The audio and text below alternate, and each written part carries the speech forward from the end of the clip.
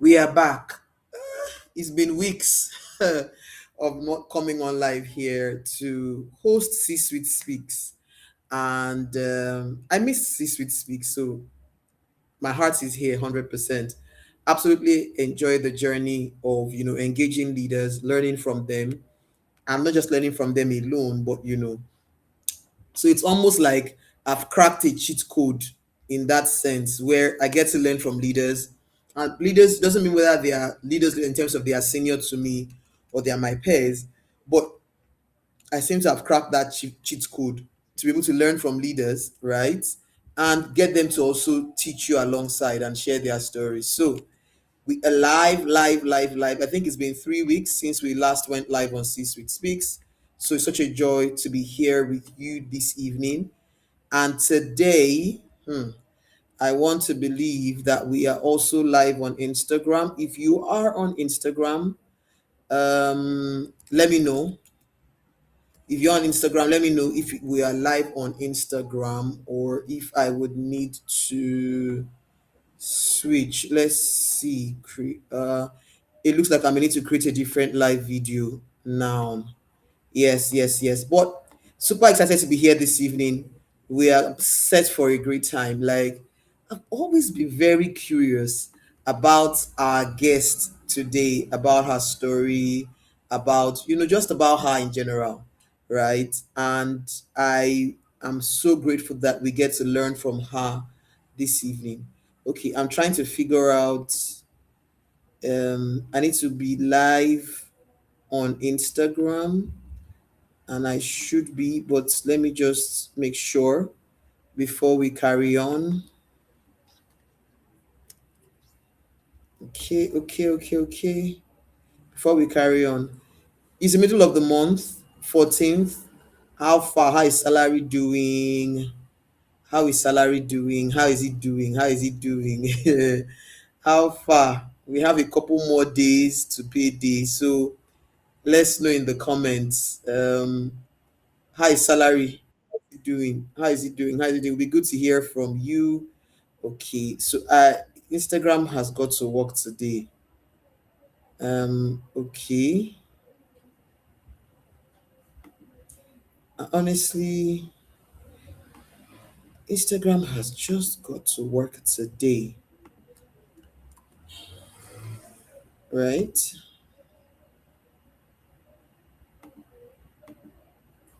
I'm not sure what's going on. I'm trying it again. I believe it will work. Otherwise, we'll just carry on since we're already streaming on YouTube and LinkedIn. If you're here and you can hear us, you can see me, please let me know. Let me know that you're here. And as usual, C Suite Speaks is that chance where you get to engage leaders. Okay. And we're happy to, get one or two of you on, to just your questions, get your questions answered. All right. We would like to get your questions answered on C Suite Speaks. So let me know if you have questions to ask our guest. You already asked, you already got. Okay, I need to do this. Sorry, I'm a bit distracted. I'm trying to figure out why Instagram is not live. There was some reason that we thought it was the reason why it wasn't live, but right now, I'm not sure why anymore. So as I was saying though, so we're going to just carry on. If you have questions to ask our guests, you've seen the guest announce. I think we posted this a couple, days back. You have questions to ask our guests, please let us know. There are things you are going through now in your career, and you just wish there was a mentor you could ask a question and just get their own perspective. Well, you're served, right? C-Suite Speak provides you that platform to be able to ask those questions, right? Those questions that you can't ask anywhere else. So you can ask those questions here today. Okay, for some interesting reason, um, Instagram is not responding, and I'm not quite sure what else to do. So we are going to carry on and get started today. Okay, so I see that we're live on Instagram, on YouTube rather, and LinkedIn.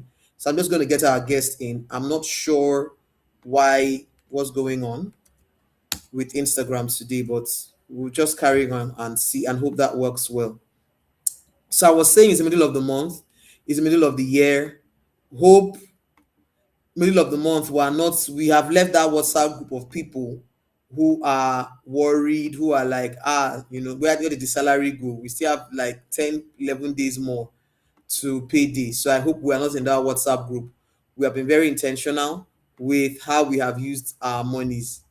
I really, really, really, really hope so. Okay. Our guest will be joining us soon. I've always, like I said, always been curious about her story. And here's your chance to ask questions. And here's a chance to learn. C Suite Speaks answers that question of, oh, like I've always said on this show, if this person's today looks like how I want my tomorrow to look, then I have to ask questions. I have to engage. I have to listen and learn. Okay. So yeah, let's see how this goes for us this evening. Okay, I guess I'm going to give up on Instagram now so that we can focus. I've really tried different things to make it work. I'm not sure why it's still not working. I did set it up earlier, but again, the network and in this side of town, streaming from Lagos, the rings have been having a go at us here. So yeah, we'll make the most of this. It's going to work well. Let's just carry on for now. I'm not sure why. I've tried different things and I don't want to restart the live. So we're going to just carry on. Okay, our guest will join us soon, right? And the whole idea is to hear her story, learn from her. She has decades and decades and decades of experience in the work world across different climes. I really like when I get to bring guests on that have worked either across different industries or guests who have worked across different climes, like different jurisdictions or regions. I really like that because it brings a completely beautiful flavor to the entire experience. So our guest is here. Drum roll, please. Our drum roll welcome. Good evening, ma'am. Good afternoon, I believe, where you are. I think I'm correct. The It is time indeed a good difference. afternoon. Can you hear me? Yes, I can hear you. Wonderful. Welcome, welcome, welcome. Looking so Thank you. beautiful. And you're Thank you. wearing my noun, what's it called? My now favorite color. Oh, is it? Yeah, most well, it's like yellow. Yes, that's something that is been calling my name recently. I don't know the name So of the I've been color, trying to my be guy. intentional. Welcome, welcome. Can you hear me good? Yes, I can. I think there's a lag, but I can hear you. Yes, there appears to be a lag. Yeah. There appears to be a lag. Oh my goodness. Network be still unstable. You have to cooperate with me today. Can you hear me? Yes. I can't even see you moving at all. Okay, I'm going to try something because I think it will be from here. So I'm going to try something. I have three or four internet providers. So let me try another one and see. Because now you're completely frozen. So Hmm.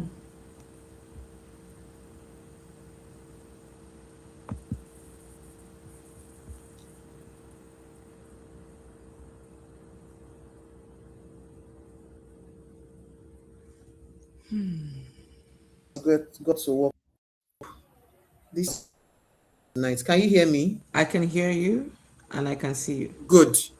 Fantastic. Yeah. So I changed to a different ISP. Okay. Nigeria we hail.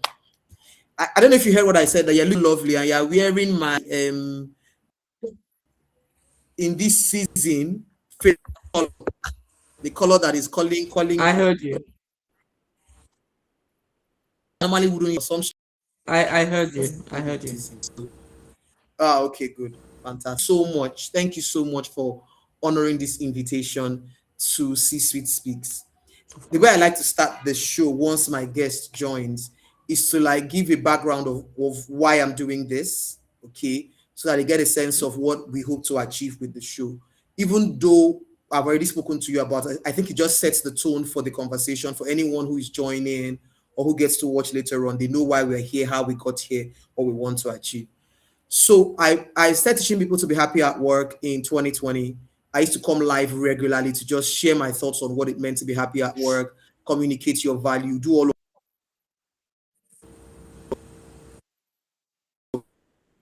diary of a CEO, realized that he's essentially just sharing people's stories about their work, either their work stories or their life stories, whatever it was. That what came to mind, and I thought, I got inspired that we do have great stories of African leaders in the workplace, right? And I don't see anyone being intentional to tell those stories. So why not try to close that gap? Because stories are sticky, right? Mhm. And the whole essence is that when people see, if people can see their tomorrow in the leaders I get to speak with, in the leaders today, then they can say, okay, this person, like I always say, doesn't have two heads. So if their tomorrow looks this way, if I listen to them and I hear their story and their path to where they are, I can pick from them and I can learn from them. So that's why I started doing this. The interesting thing, though, is that I have been the first beneficiary. So while I was doing this and saying, oh, I have a great network, let me bring leaders together, let them share their story. Turns out that I'm learning, I dare say, the most from hearing those stories, whether they are with peers, whether they are with seniors. Just hearing those stories gives me answers every single time. And so that's why we're doing this, to set the tone, Mm. right? Wonderful. So welcome again. Thank you very Thank you. much for being here with us. And the floor is yours. Please introduce yourself the way you want us to meet you, and we'll take the conversation from there. Okay, good morning, afternoon, evening. I don't know where your crowd is, but I think the first thing is to really thank you. Thank you for having me. Because if you like to broadcast stories, actually, I love to tell stories and I get carried away with stories myself. So I think we make a good pair. My name is Tolu Lokpeagiri. Like I think it's on the flyer. Most people call me Tolu. That's my preference. I would like to introduce myself first as a lover of Jesus, because probably that's the longest relationship I've had in my life, apart from my parents, and maybe one or two of my siblings. But I'm a lover of Jesus. I'm a wife. I'm a mother. Um, and in addition to that, I'm a sister. I'm a big sister to people. I'm also an HR person. I have had the privilege of stewarding HR in my corner for over 3 decades. If I had to do this again, I wouldn't choose any other profession. I think HR is a HR is not just a job for me; it's almost a ministry, and I've seen it more in some roles than other roles, but it's more a ministry for me. Outside work, um, I'm passionate about the things of God. I look out for how I can be a conduit for what God is trying to do in my generation. I'm passionate about young women, and painting a possibility picture for women, painting a picture that you actually can have it all almost. You can almost have it all. So I delight in seeing a light bulb pop up in a young lady's eyes that I've had the opportunity of speaking to, of mentoring.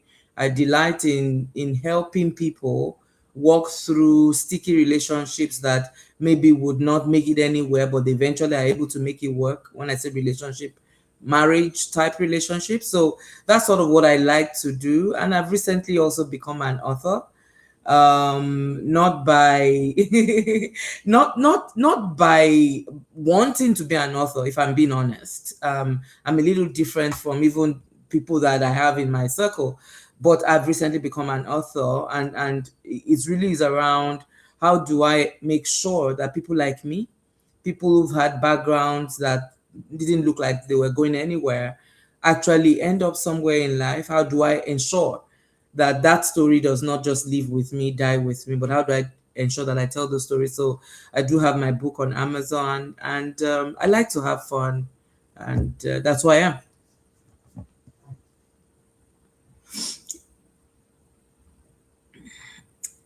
Neka, I can't hear you. Yes, I can hear you now. Yeah, you said yes. Yes. Just from what you've shared, in my head, there are many.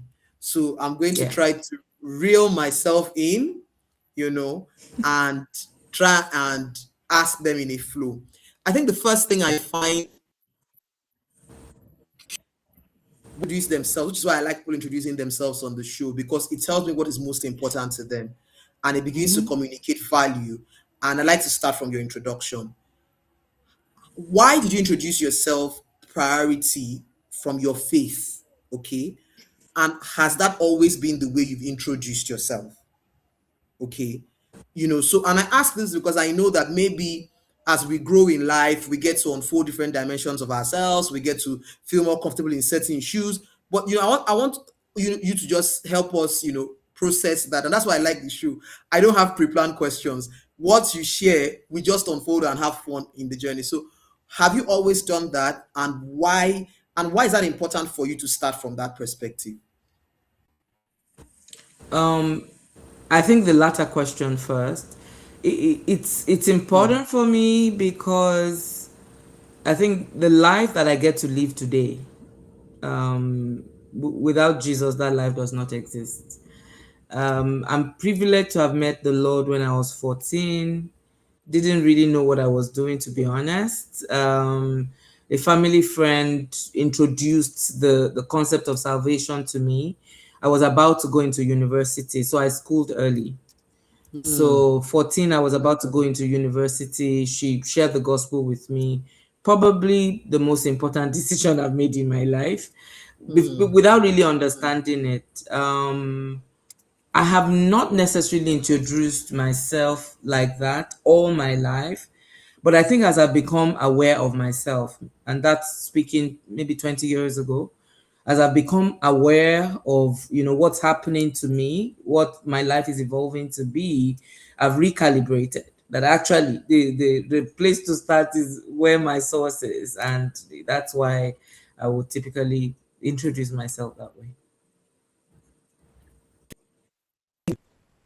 Thank you for your let me unpack what your answer Mm. says to me personally. It says, I've always been a person of faith, but I've grown in my knowing, and I've given myself permission to get bolder in my declaring. I don't know why this is it's getting weird, and I'm wondering why how am I feeling, because I feel like So there's need for that place of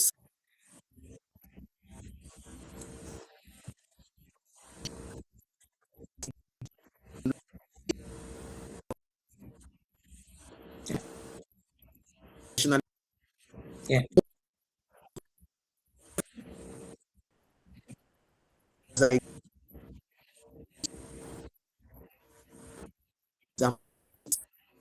example.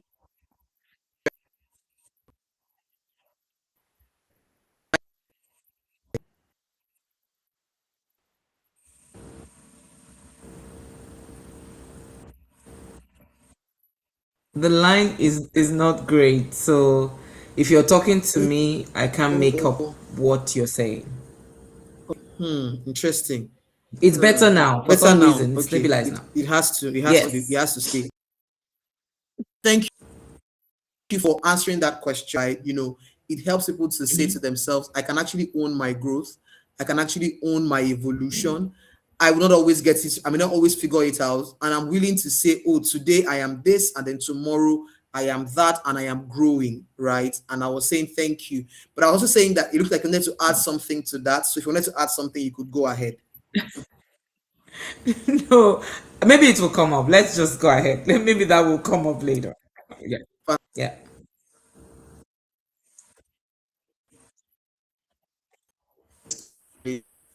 Start so faith relationship with God. But I want to say, when you describe as your love relationship, right, and how it has shaped you, you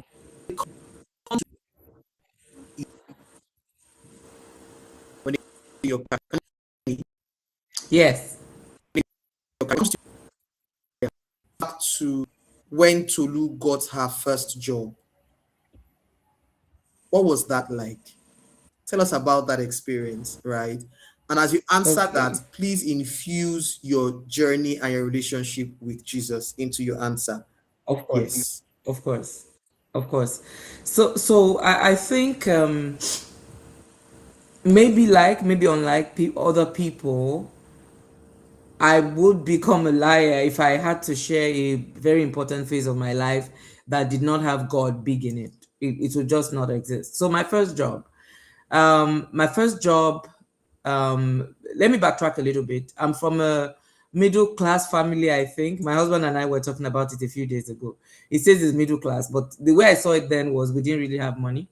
So, but I think I'm from a middle class family, and I had just completed my master's in '92, and I started to look for work, but I didn't have enough money to keep myself in Lagos because I did my master's in Unilag.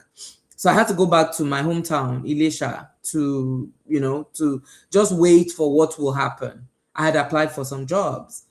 Um, Before I got my formal letter to start my job now in '93, that was my first job. Before I got the letter, I got a word from God, and the word was very specific. It said, don't despise the day of small beginnings. So I heard it in my spirit, and I knew I had to go and look for it. So the meaning of that word to me at that point, before I even got a letter, was I will get the job, the interview I had done, and the salary was going to be very, very small. I knew it. And I actually think in those days I was more, maybe the word is aggressive because I had to grow out of that a little bit, but I was more aggressive as a young Christian. So whatever the amount of money was, I was going to take the job. So when eventually the letter arrived in my father's house in Elisha, opened the letter, and it was going to be 13,000 naira per annum. And yes, it's 13,000 naira. And yes, it was way back. I mean, if my children were listening to this now, they'll tell me, yeah, maybe in those days. No, 13 was small, even in those days. So my mom immediately said, oh, of course you're not taking it. Because I mean, how are you going to survive in Lagos? But I said, actually, I'm taking it. So that's what I mean by, well, that's what I meant when I said I was almost aggressive is the word. I was very dogged as a Christian. If I felt God said something, I don't need to hear anything else. So my mom said, you won't take it. I said, I would take it. So I took the job. So 1993 was my first job. And that job itself will then open up another life to me because that's where I met my husband. My husband then was my supervisor. He doesn't think so. He thinks we were just paired up. We used to go around selling consulting products like, do you want training, do you want da da da. So he would say we was just paired up with me, but he was my supervisor because he was ahead of me in the job. So that was my first job. I didn't stay long on that job because I almost feel the practical reason I didn't stay was the money became ridiculous.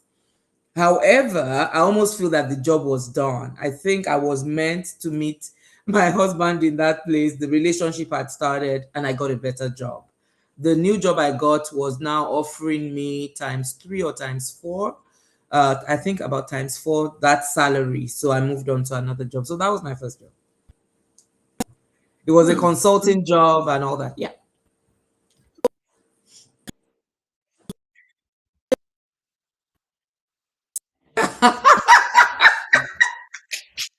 Yes. Yes, ma'am. You didn't knew it.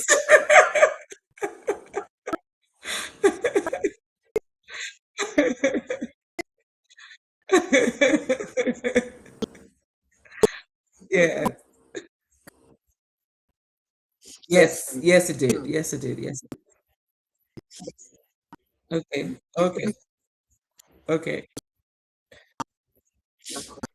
Mm-hmm.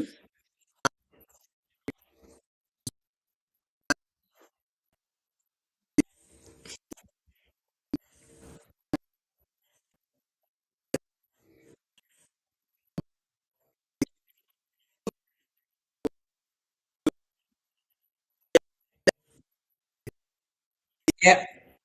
Yeah.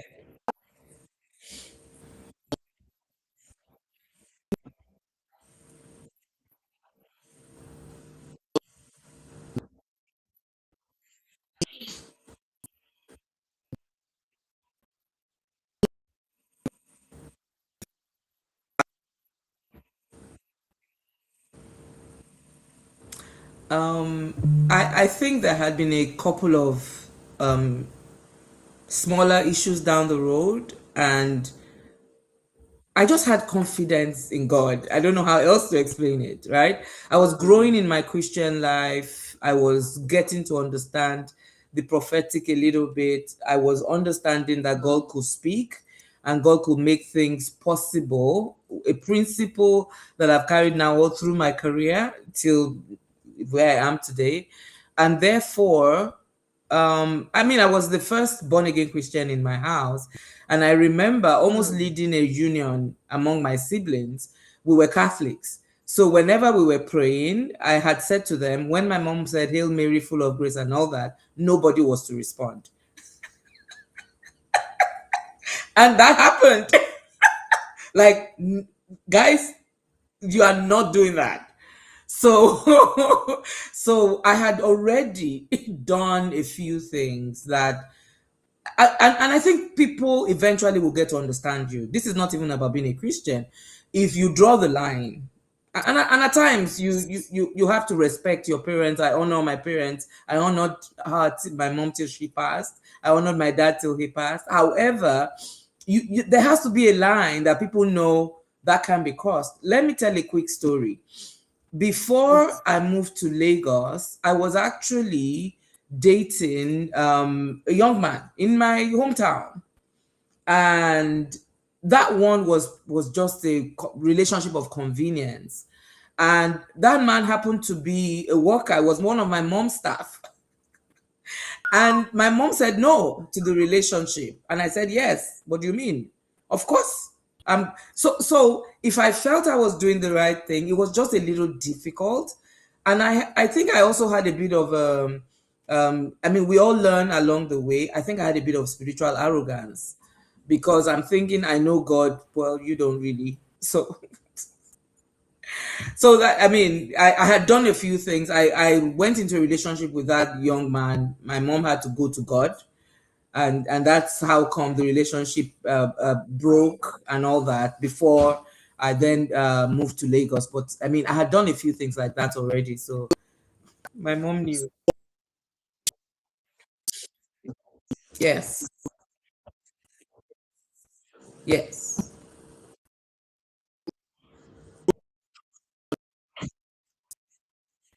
yeah,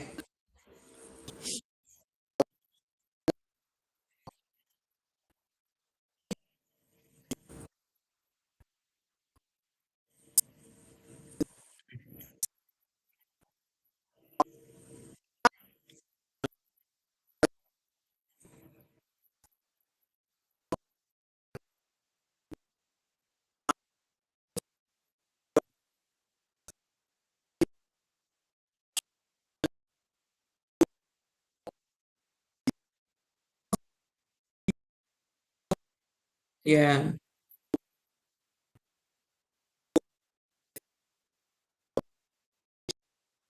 Okay, okay. So like I mentioned earlier, I went to school quite early. I didn't really have people in front of me to look at, to learn from. My circle was very, very small, very close knit, and there wasn't a lot in that to aspire to. Both my parents are quite learned, actually, were quite learned, but I mean that wasn't what I was looking for. So I went to school early. By 18, I was done. I studied psychology by accident because what I was admitted to study in the university was estate management. I was very good with technical drawing, but I did not know what I was doing. So I went to register in Ife, and then we discovered I didn't have geography. And my mom then said, you know what, anywhere we can find someone that will take you. So we walked around the campus. She stumbled on friends who helped her link with the psychology department, who said, oh, your WIC results are great. We will take you. So I studied psychology by accident. By the time I was done, 18, I still didn't know what I was doing, to be honest. So a family friend suggested to my mom, oh, she studied psychology. She should just do industrial relations and personnel management. I went with the flow because now after service, I was 19, 20. So I went with the flow, came to Lagos for my master's.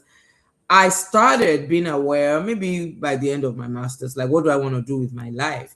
So HR chose me, but I almost feel that it's God's grace on, just helping to map me, because actually without without Jesus I didn't do I don't know where I would have been. I'm not even joking. So there must have been his hand helping to arrange things behind. HR chose me. I mean, that first job was an HR consulting job. I started to understand the job. My second job was a mix of HR and admin, but by that time I was growing into HR and then trying to build my portfolio as an HR professional. So let me speak back to the issue of passion and no passion. I mean, my kids have spent most of their lives in the West than they have in Nigeria. So they don't really understand the fact that you make the best of any opportunity. They're like, that is what I want to do, and that is what I want to do. I think at times it can be unrealistic, and at times life will give you some tests. What will make you succeed in those tests is not you're being smart. It is you're absolutely doing the best you can with what you have in your hands. I'm hoping to be able to say more about this when we're ending, because I want to end on a certain note. But I have always believed if it can be learned, I will try and learn it. If it is about work, I will try and do it. I remember as part of my HR jobs in that organization, I can mention it, I worked in KPMG that eventually became Arthur Anderson, that became KPMG. And I remember being moved to compensation, and how oh my God, yes. But it was compensation in-house, right? So not it was compensation in the HR department. And I remember arguing, kicking up a fuss. I cannot do it. I'm going to be in trouble. I did that job. What a blessing it was. So along the line, people, things, get thrown to me, and I sort of tackle them, not because of passion. Now I can talk about my passion, but then it wasn't about my passion.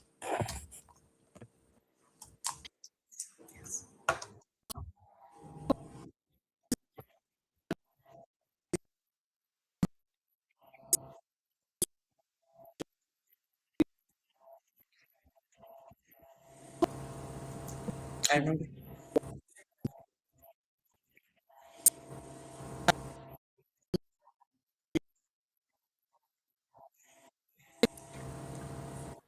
and did so for about a year, then OAU,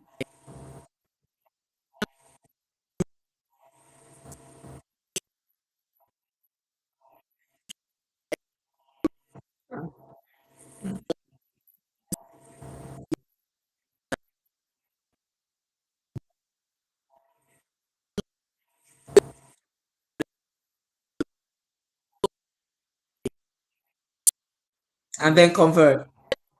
Yeah.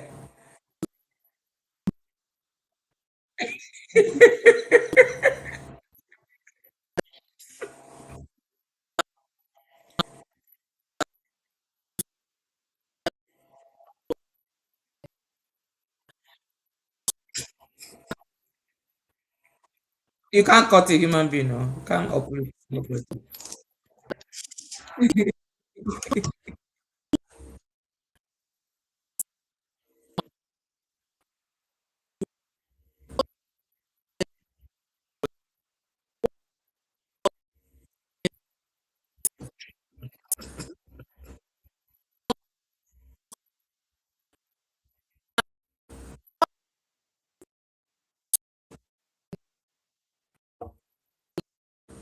That's interesting.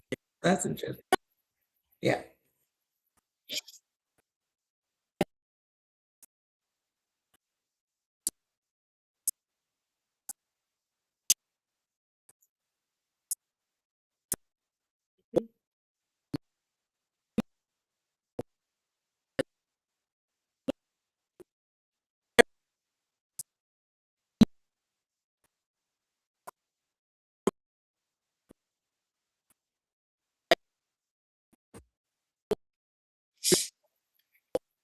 Yeah.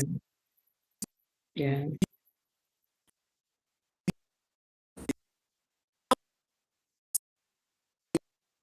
Mm. thing can learn. Mm.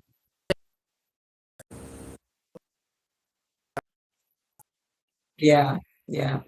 Okay, I think let me continue on the note on which I started, which is really, there was this job I wasn't gonna, I wasn't gonna do it and all that. One of my recent jobs, and that one I will not mention.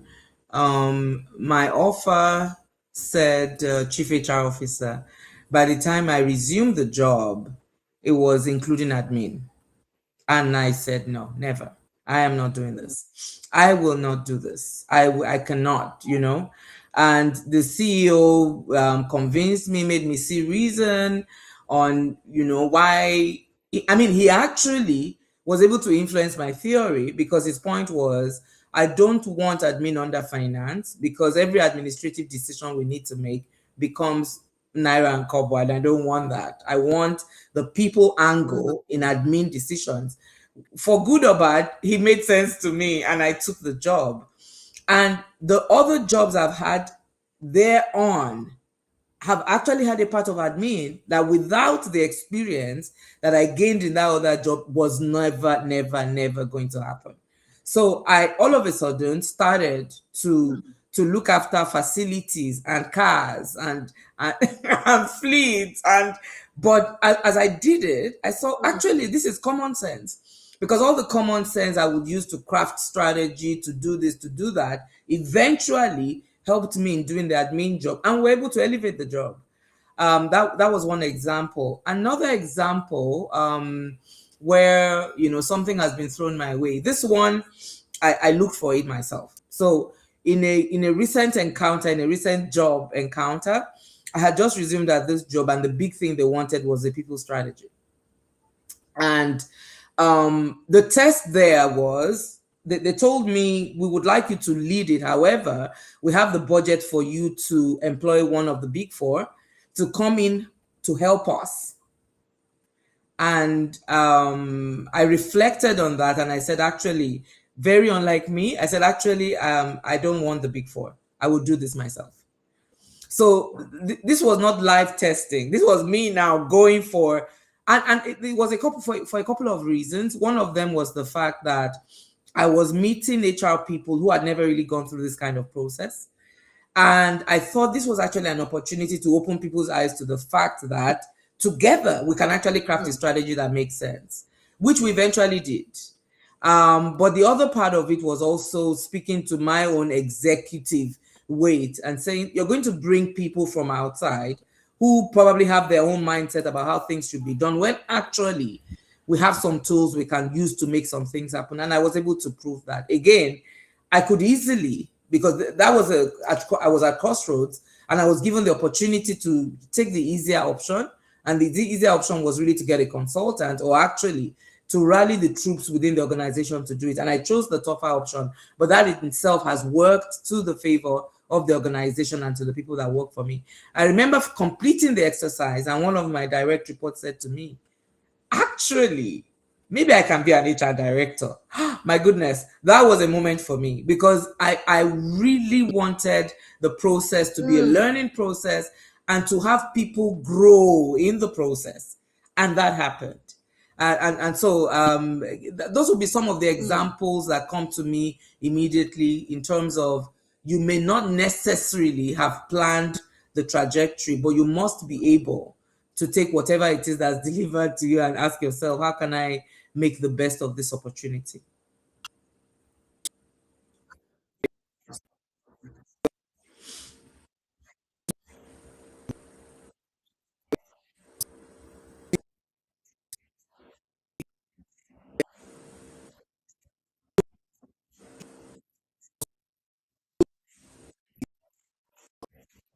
Yeah.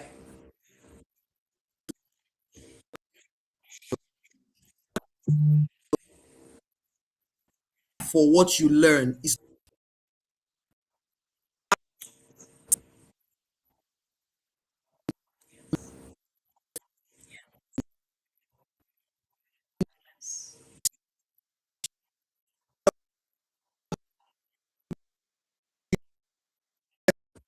to this work. Let me put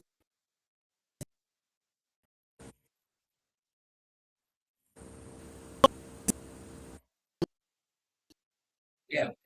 Yeah. Yeah. Yeah. Yeah. Yeah. Let me spook you a little. at entry level, or Yes. Yes. No, no, no, no, no, no. you to see them. Yes. That's just important. Ah, Let now me want spook you a little if I can. yes, Wait, wait, please. wait. I want to spook you a little. You know that example that you said you normally would say to people when you take a job, when you're leaving, nobody's going to scrub it off your mind. Almost word for word, I use that same narrative with people, almost word for word. Because the truth is, am I better for doing this job or not? You're going to be better for it.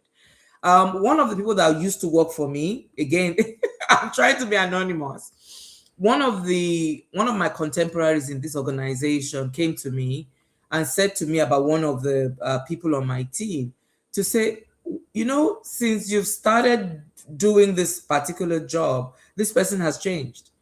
And that change, and I've seen the change like night and day. That change has been a result of just pushing things their way, just pushing things their way, and they are catching things. And I suspect that they are even doing things they didn't know they could do.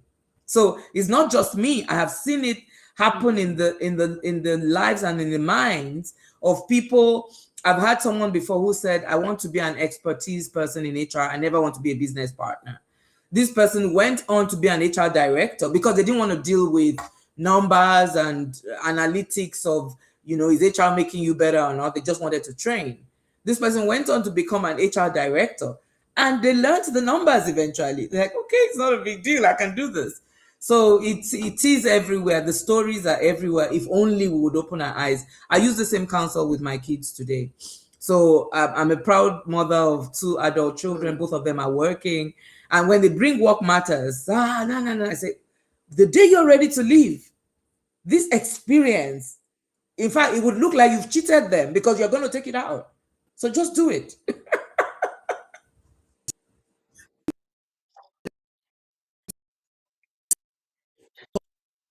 Yes.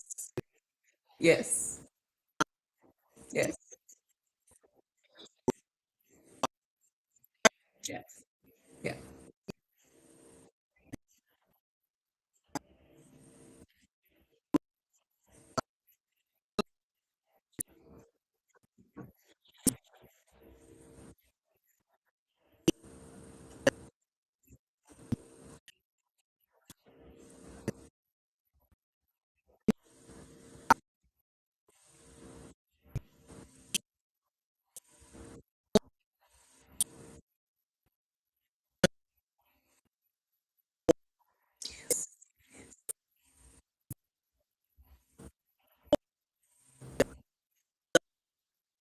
Mhm.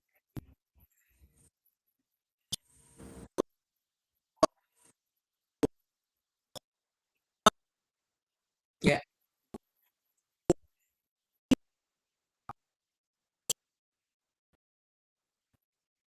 Okay. I love this question, Nick. I don't think we're gonna finish today, but let me go for it. I attended a training last year and I stumbled on it. So I attended this training and I stumbled on a concept that it gave a name to something that I loved. It talked about leaders getting on the balcony. And getting on the balcony is you being able to observe the dance floor from a distance, as opposed to dancing. If you join the dance on the dance floor, you can't observe. But when you step back and you dim yourself to get on the balcony, you can see things better. I've tried to do that. And as a leader, every leader must try to do that. Otherwise, I mean, I was recently reading in the Bible, I think in Mark, it talked about, a leader is meant to serve. That is the best way you can serve people. Is the best way you can serve people when you observe, who they are that they may not be seeing, when you are able to give them and offer them the gift of feedback, which is, what are you doing great? Or you've just finished a project, you think they blew it out of the park. You better tell them, because all of a sudden you're giving them wings to fly. But in that same conversation, I think if you were to do it this way and do it this way and do it this way, actually it will be better. All of a sudden, they thought they gave you an officer. You have a manager working for you in an officer role. I mean, I have seen this thing happen over and over and over and over and over. I tell you a quick story. When years ago, I think when I had to recruit my first, we used to call it secretary then, that became my assistant. I took close to a year recruiting this person, and my service delivery guy said to me, "Madam, what are you looking for?" I said, "When I see it, I'll know it." Eventually, I got this assistant because what I was looking for was someone that would become an HR person. I was not looking for a typist. This lady today works for an FMCG as an HR manager because that was the plan in my head. Like, give me someone who has ambition, who has curiosity, and who does not mind. And over and over and over, that has happened to me where people come into my space, and more often than not, I say more often than not because of course there will be exceptions. More often than not, they leave hungrier, they leave with more curiosity, but they leave feeling bigger about themselves. So every leader, the greatest job you can do for your team, for people that work with you, for you, is to give them wings. Because most people are just looking for that. I've had the privilege of very good leaders. I haven't always had a good leader, but I've had the privilege of very good leaders who have given me the opportunity to do things in my wildest dreams I was not going to do. I was never going to do. But they encouraged, they sort of backed me up and they watched me grow. Let me end it there.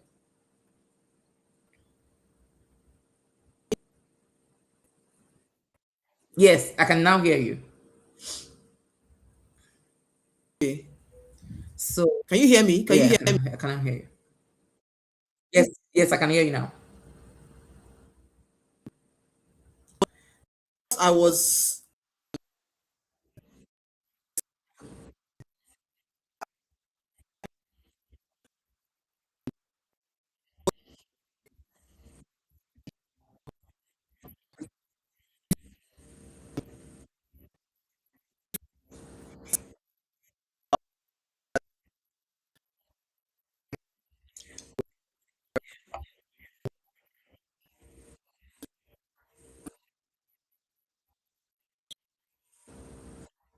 really, really insightful because this is plenty. It's plenty. But let me into something right quickly. Mhm. Before Okay. I don't want us to go beyond an hour. We'll have to bring we'll look for a time and bring. But I want to talk about changing your job. I'm here for you.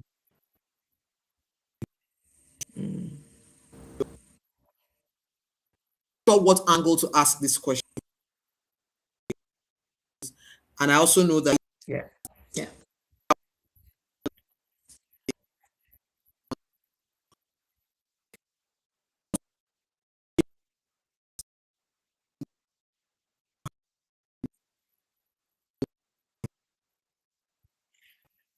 parents, and as a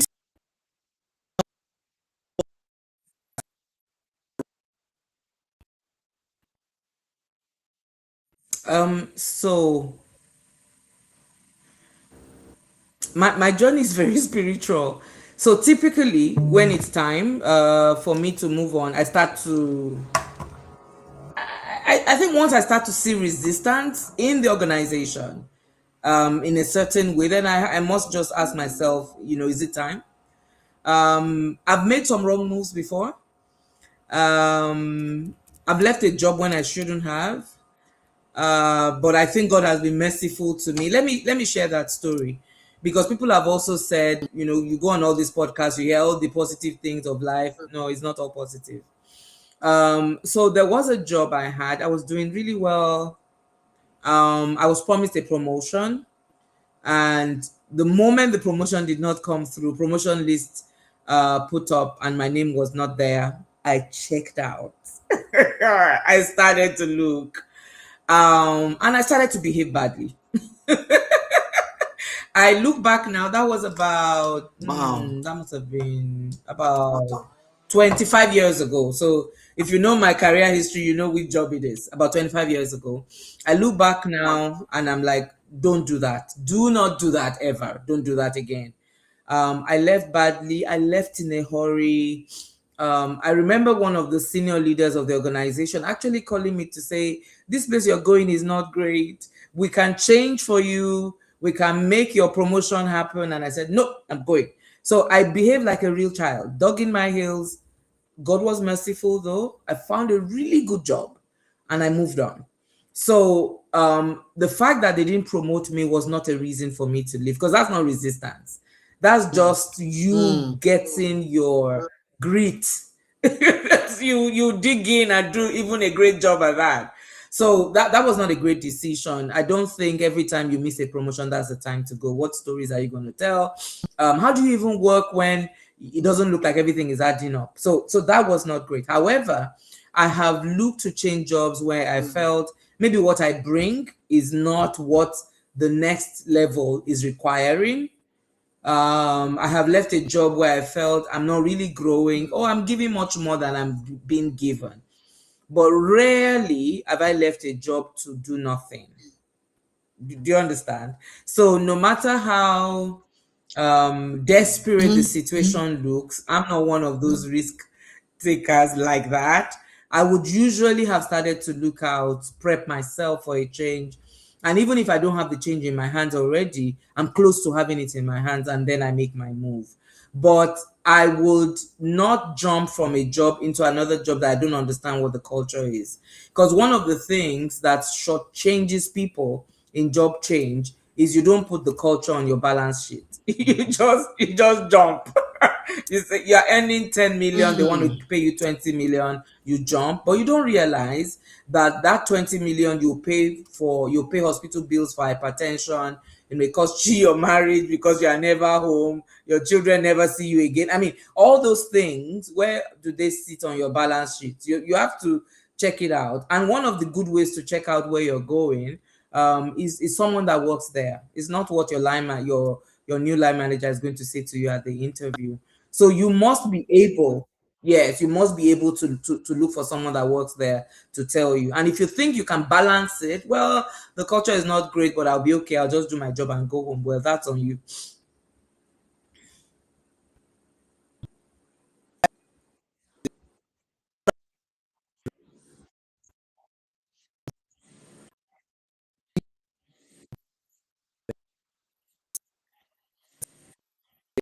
Yeah, yeah,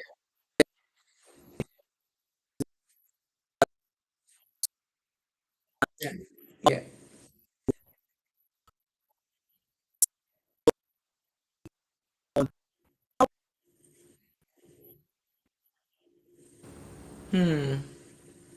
Okay, you're really taking a peek into my. I wanted to finish on a note, but I have to go there. So one of the lessons I have learned, and I'm still learning because I don't think I'm there. It, okay. Okay, okay. One of the lessons I've learned is to never burn your bridge. Never, ever, ever, ever burn your bridge. And therefore, even if it looks like your current job and the current organization has messed you up, look for people you can vent to, go and vent to them, because all of us must have that outlet. Like, I really want to say bad things, go and say it to the people that yeah, go and pray, go and worship, but don't burn the bridge. Because I have come to realize, I've worked now 33 years. The world is so small. The world is so small. The connection you need for that big investment may be in the hands of a colleague or a line manager you dissed 20 years ago. So what are you then going to do? And some people are vindictive. What are you going to do there? Because it's too late. They now need to make an option. They need to make a choice of two people, and you don't come recommended because you were going to change jobs. They're going to pay you more, and you left badly. So give your notice. Give good notice. If your organization says we're not ready to release you, walk the time. Don't just say, well, it's your business, I'm out of here. Don't owe badly. I'm going to Japa and I'm not going to see them again. The world is small. Don't do that. Don't owe badly. Don't go and speak badly about your organization and your boss at the interview. Those are ways you must not change your job.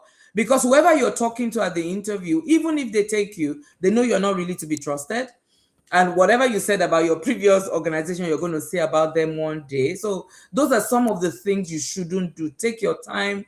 Leave when the applause is really loud. Don't wait until everyone is now waiting to see your last day. You've run out of steam, you've run out of ideas, you've run out of innovation. You are just going to, you're saying to yourself, I'm going to spend their money. Actually, your value is diminishing as you are doing that. So don't wait until that time before you make your change.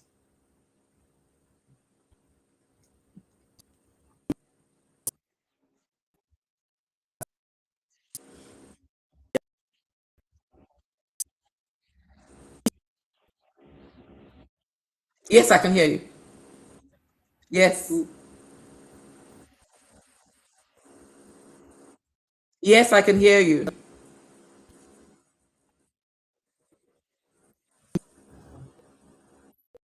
Yes. Yes. Yes. Yes.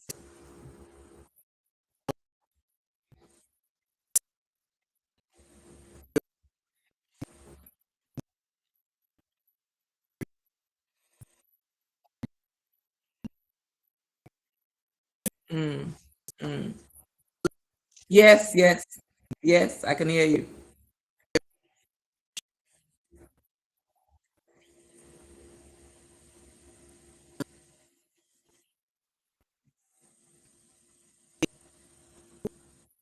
Yes.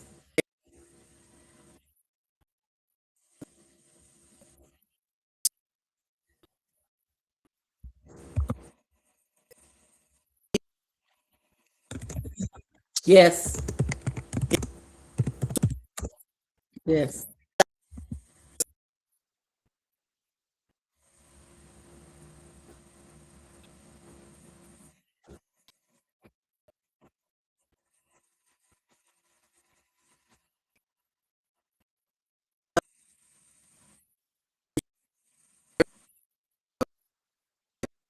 I can hear you. I can hear you.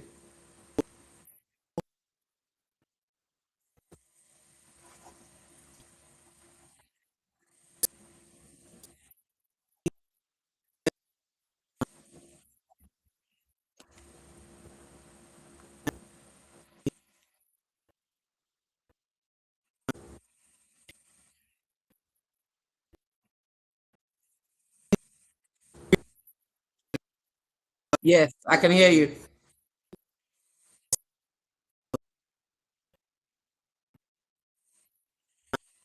The network. I'm telling Yeah.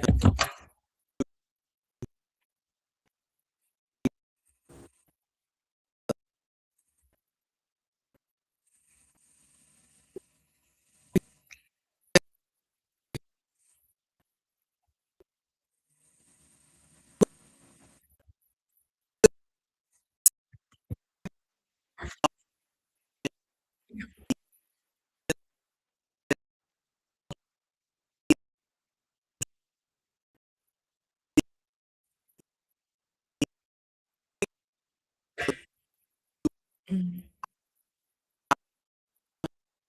mm, mhm.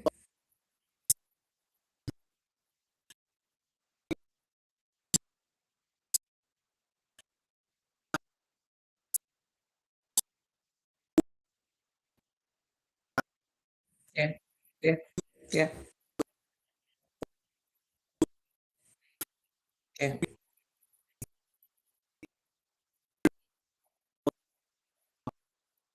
Yes.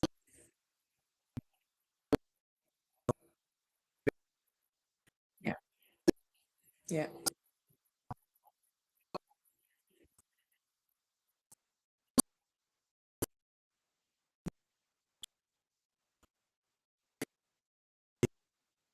Mhm.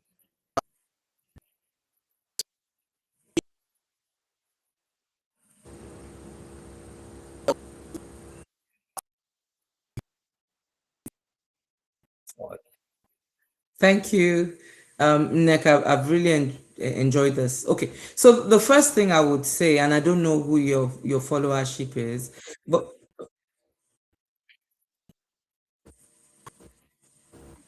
The network. yes, there's a lag.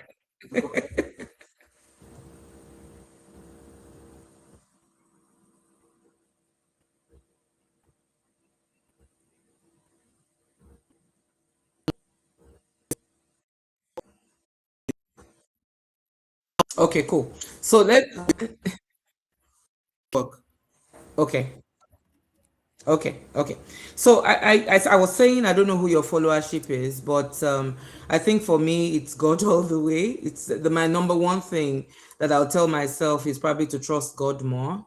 My career has been every corner I've turned it has been God, and delight yourself in the Lord, and He will give you the desires of my heart. Sort of sums up my story, and I can't explain the life I have lived without God. The second thing is relationships and how important relationships are. Relationships you build at work with managers, with mentors. You look for a mentor if you don't have one. A mentor is someone who is living the life that you look forward to living one day, or who has lived that life. Approach them and let them mentor you. But in those relationships also is you and playing with the organization dynamics, what some people will call politics. And in this regard, I don't mean it negatively. I just mean the fact of life that there will be politics. Is you being able to understand what to do with that, how to play it, and how to still have your relationships intact. And for younger people, having a relationship at work is not a no-no, to be honest. You need to understand what the policies of your organization, what those policies are, and to make sure you're not breaking any rule, of course. And everything, like I said earlier, about not messing up yourself to the fact that the workplace is now not a good place for you. The third thing, I have five things I'm going to say. The third thing is authenticity. Who are you? Who is the real person? A number of people I've worked with, I've seen are able to jump on any government in power, a jeep. People don't know you for anything. So you need to bring your authentic self to work, because really that's where your secret sauce is. That's where the juice is. Don't jump on every train because it's moving, because it may not be going in the direction that you really want to go. Who are you? Who is Tolu?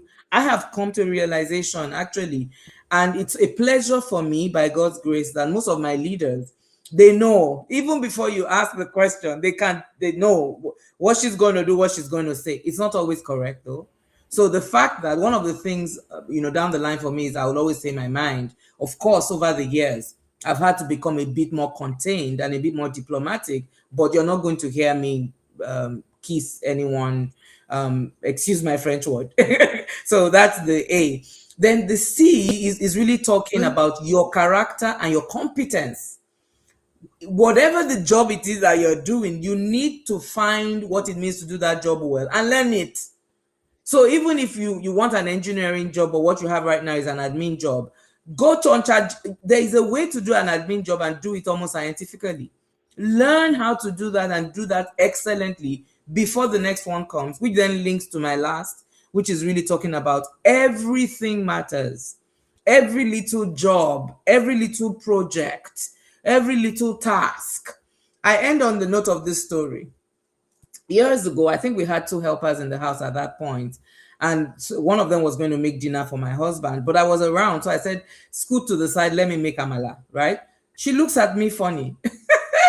So I said, you think I can't make amala? When I was growing up, you know how many people were living in my mother's house, and I had to make amala for 12 people. But the point I'm trying to make is the skills that I picked up growing up, even though I may not necessarily need them today, I have them. And if push comes to shove, I can do them.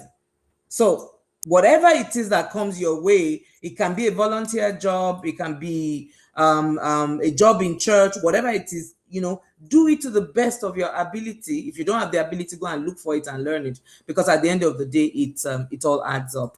So the acronym I have spelled deliberately is GRACE, because it's important to me, for me to end on the note that, there may be someone else who has done everything I have done, may not be where I am. So I must acknowledge that I have seen God's grace on my life. Thank you, Neka.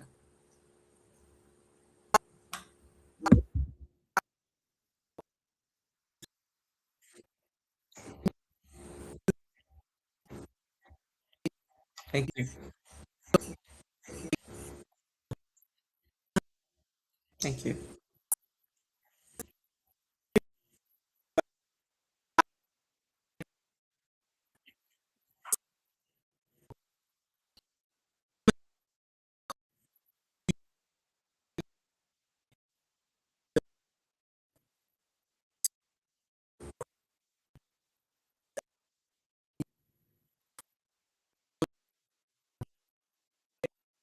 Yes.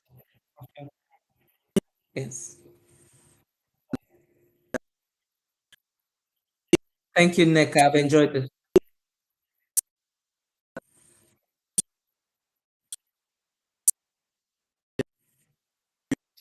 Amen.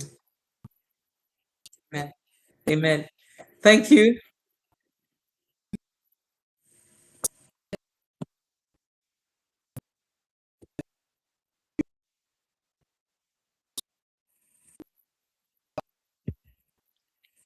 Thank you. Bye bye. Bye, everyone.